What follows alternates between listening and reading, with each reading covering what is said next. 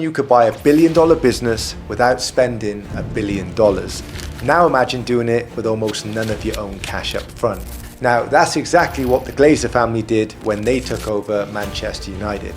This isn't just a football story, it's one of the most famous leveraged buyouts of a publicly traded company.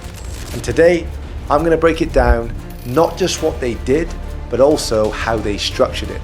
So if you're someone who's buying businesses or wants to understand real-world financial engineering, you're probably going to want to take some notes.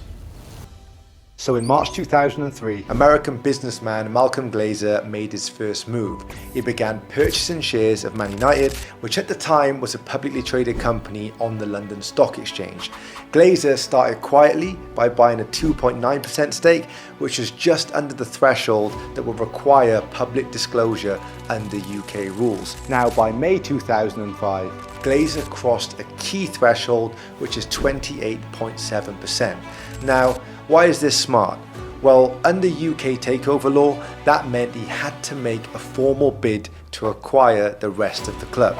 But also because building a stake gradually, it avoids price spikes, it avoids scrutiny, and also gives you a seat at the table before you launch your full buyout, which is a textbook beachhead acquisition, get a toehold, then apply the pressure. Now let's talk about the real engine of the deal, the LBO.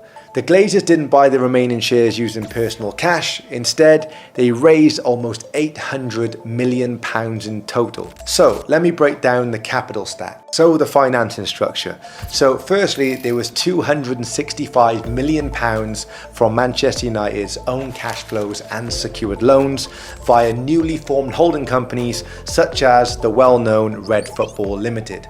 Then there was £275 million from senior bank loans. They were secured against the club's assets. And then there was just over £200 million from PIK notes, which are high interest payment in kind loans.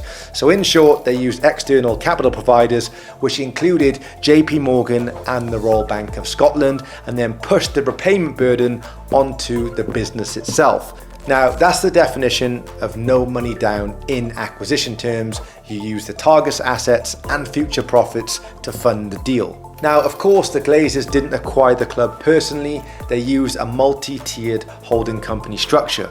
At the top was the family trust. Below it was companies like Red Football Limited and Red Football Joint Venture Limited.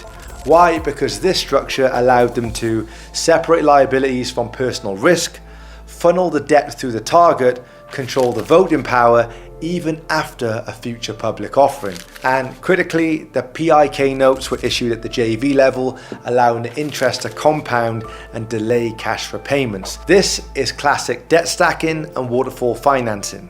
Now, by mid-2005, the Glazers had crossed 75% ownership, triggering the right to delist the company from the stock exchange. From there, they executed a squeeze out once they passed 90%, forcing minority shareholders to sell. The strategy: control the cap table and then clean it up. Then, by the end of 2005, they owned 100% of Manchester United, a public company, now privately held, with full control and zero opposition. Okay, so let's talk about the numbers. Pre-buyout, Manchester United had zero debt. After, they were carrying over £700 million. This included bank loans, bonds, and of course, those infamous PIK notes compounding at very high interest. The annual interest payments actually peaked at over £60 million. So how did they pay for it? So the cash flow sources came from match day revenue, broadcast rights, sponsorship income, and commercial licensing.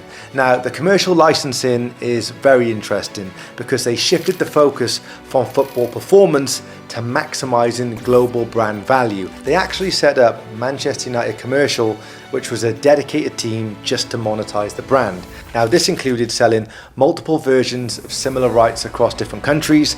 They licensed the brand across various different verticals, including banking and travel, and across different regions, Asia, North America, and the Middle East. They had some huge global partnerships, which included Chevrolet as a shirt sponsor. That deal was in the region of $560 million over 7 years. They secured deals with DHL, Aeon, Adidas, Tag Heuer, and many more. At one point they had over 50 official sponsors across different categories. Now, instead of reinvesting, much of the club's cash went to debt service.